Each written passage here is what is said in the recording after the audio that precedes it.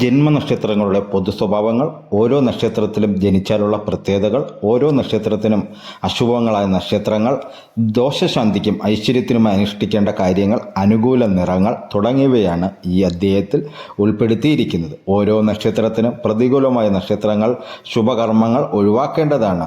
ആ നക്ഷത്രത്തിൽപ്പെട്ടവരുമായി കൂട്ടുപ്രവർത്തനങ്ങൾ, അവരെ കണികാണൽ, അവർക്ക് വേണ്ടി ജാമ്യം നിൽക്കുക തുടങ്ങിയ കാര്യങ്ങൾ ഒഴിവാക്കണം. ഓരോ നക്ഷത്രത്തിൻ്റെയും ദേവതയെ നിത്യം ഭജിക്കുന്നതും ഉത്തമമാണ്.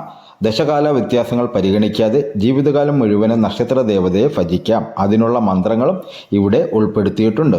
നക്ഷത്രമൃഗം, പക്ഷി, വൃക്ഷം, ഗണം, ഭൂതം തുടങ്ങിയവയും പ്രത്യേകം കൊടുത്തിട്ടുണ്ട്. ഓരോ നക്ഷത്രജാതരും അവരവരുടെ മൃഗത്തെയും പക്ഷിയെയും ഉപദ്രവിക്കുകയോ കൊല്ലുകയോ ചെയ്യാൻ പാടില്ല.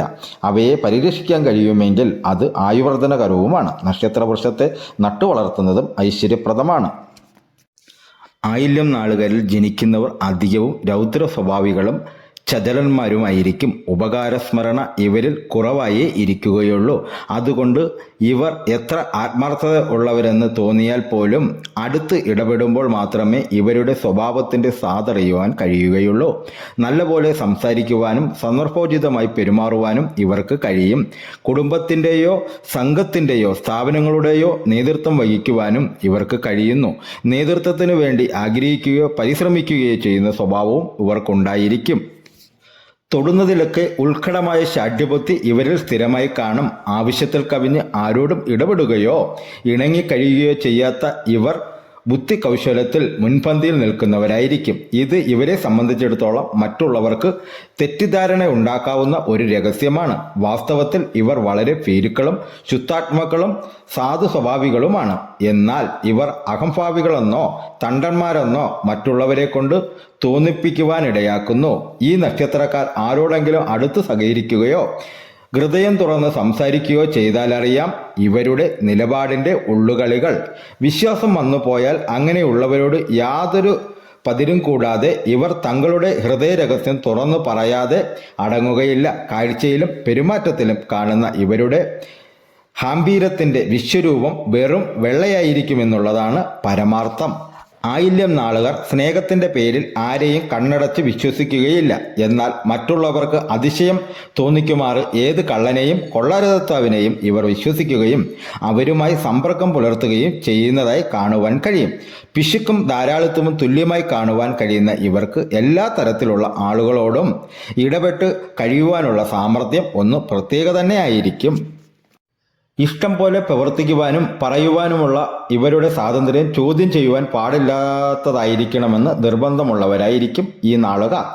അതുകൊണ്ട് സുഖത്തെയും സ്വാതന്ത്ര്യത്തെയും നശിപ്പിക്കപ്പെടുന്നതോ ആയ യാതൊരു ബന്ധവും കൂട്ടുകെട്ടും ഇവർ ഇഷ്ടപ്പെടുകയില്ല.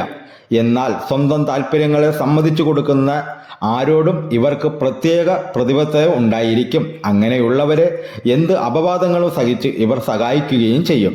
ഇവർ വലിയ അഭിമാനികളായിരിക്കും. അഭിമാന സംരക്ഷണത്തിന് വേണ്ടിവരുന്ന എന്ത് ത്യാഗത്തിനും ഇവർ സന്നദ്ധരുമായിരിക്കും.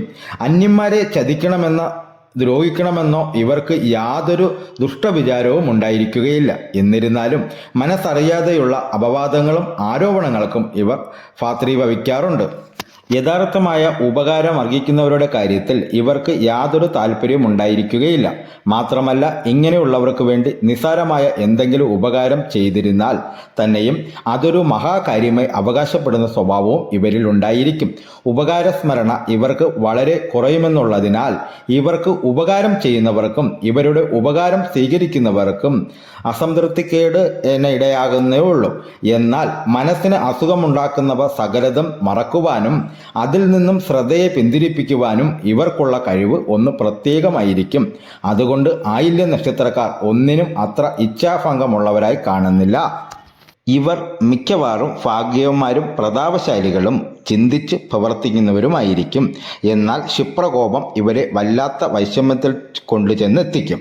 ചിലപ്പോൾ ഭ്രാന്തമായ ഇവരുടെ കോപത്തിനും സന്ദർഭത്തെയും പരിസരത്തെയും കൂടി മറന്ന് പ്രവർത്തിക്കുവാൻ തക്ക കഴിവുണ്ടായിരിക്കും.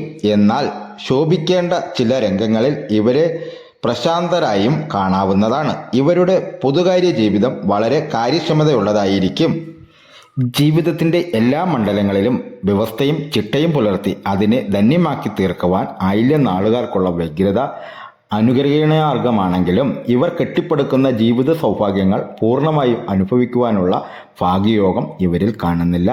ജീവിതം എത്ര തന്നെ ഭാഗ്യസമ്പൂർണമായിരുന്നാലും ദുരനുഭവങ്ങളുടെ കണ്ടകാരണമായ മാർഗത്തിൽ അത് ക്ലേശഭൂയിഷ്ടമായിരിക്കുമെന്നുള്ളതാണ് മിക്കവാറും ഇവരിൽ കണ്ടുവരുന്നത്. സ്വന്തക്കാരിൽ നിന്നോ ബന്ധുക്കളിൽ നിന്നോ ഇവർക്ക് കാര്യമായ പ്രയോജനങ്ങളൊന്നും സിദ്ധിക്കുന്നില്ല.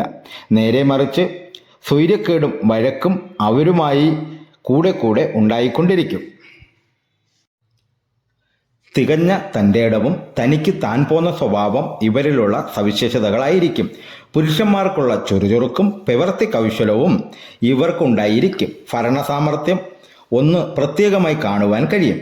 സുഖാനുഭവത്തിലും ഈശ്വരഭക്തിയിലും സത്യധർമാദികളെ കൈവിടാതെ കഴിവതും ജീവിക്കുന്നതിലും ആയില്യക്കാരികൾ നിഷ്ഠയുള്ളവരായിരിക്കും. ആയില്യം നാളുകാരിയായ സ്ത്രീകളെ സൗന്ദര്യം അത്രയൊന്നും അനുഗ്രഹിച്ചെന്നു വരുന്നതല്ല.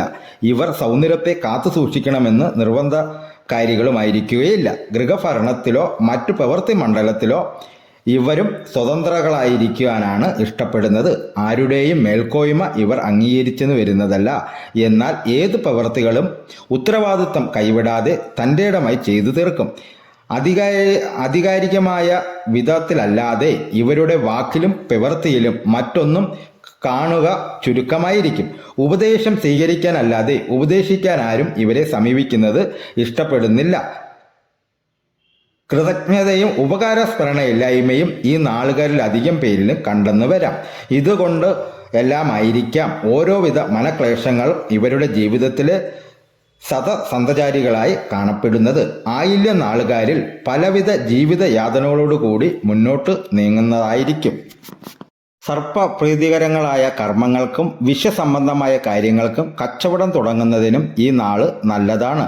ദശാനാഥൻ ബുധനാണ്. കേതു, ശുക്രൻ, സൂര്യൻ, ചന്ദ്രൻ, ചൊവ്വ ഈ ക്രമത്തിൽ ദശാകാലം നടക്കുന്നു. ആയില്യത്തിന് ജനനം ബുധദശയിൽ 9 വയസ്സുവരെ കണക്ക്. തുടർന്ന് കേതു 7 വർഷം, ശുക്രൻ 20, സൂര്യന് 6, ചന്ദ്രന് 10, ചൊവ്വ 7, രാഹു 18, വ്യാഴം 16 ഈ ക്രമത്തിൽ ദശാകാലങ്ങൾ. പ്രതികൂല നക്ഷത്രങ്ങൾ പൂരം, അത്തം, ചോതി, അവിട്ടം, ചതയം, പൂരുരുട്ടാതി.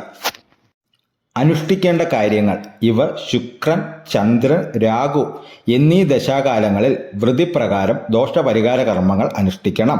ആയില്യം, കേട്ട, രേവതി നക്ഷത്രങ്ങൾ ക്ഷേത്രദർശനം തുടങ്ങിയ ശുഭകർമ്മങ്ങൾക്ക് ഉത്തമം. നക്ഷത്രാധിപനായ ബുധന്റെ സ്തോത്രങ്ങളും മന്ത്രങ്ങളും ജപിക്കുക. ബുധനാഴ്ചകളിൽ വ്രതാനുഷ്ഠാനം, ശ്രീകൃഷ്ണ ക്ഷേത്ര ദർശനം തുടങ്ങിയവ അനുഷ്ഠിക്കുക എന്നിവ ഉത്തമം. ആയില്യവും ബുധനാഴ്ചയും ചേർന്ന് വരുന്ന ദിവസം സവിശേഷ പ്രാധാന്യത്തോടെ വ്രതമനുഷ്ഠിക്കുക. രാഷ്ട്രാധിപനായ ചന്ദ്രനെ പ്രീതിപ്പെടുത്തുന്നതും ഉത്തമമാണ്. പച്ച, വെള്ള എന്നീ നിറങ്ങൾ ഇവർക്ക് അനുകൂലമായിരിക്കും. നക്ഷത്രമൃഗം കരിമ്പൂച്ച, വൃഷം നാഗം, ഗണം അസുരഗണം, യോനി പുരുഷയോനി, പക്ഷി ചകോരം, ഭൂതം ജലം. ഈ വീഡിയോ എല്ലാ കൂട്ടുകാർക്കും ഇഷ്ടമായി കാണുമെന്ന് ദൈവനാമത്തിൽ വിശ്വസിച്ചുകൊള്ളുന്നു. ആദ്യമായി ഈ ചാനൽ കാണുകയാണെങ്കിൽ എൻ്റെ ചാനൽ സബ്സ്ക്രൈബ് ചെയ്യണം. കൂടാതെ ലൈക്ക് ചെയ്യണം, കമൻറ്റ് ചെയ്യണം, ഷെയർ ചെയ്യണം. എൻ്റെ ഈ വീഡിയോയുടെ അഭിപ്രായങ്ങൾ കമൻ്റായി രേഖപ്പെടുത്തണമെന്നും ദൈവത്തിൻ്റെ ഭാഷയിൽ അഭ്യർത്ഥിച്ചു കൊള്ളുന്നു. ഇനി അടുത്ത ഒരു വീഡിയോയുമായി നമുക്ക് അടുത്ത ദിവസം കാണാം കൂട്ടുകാരെ.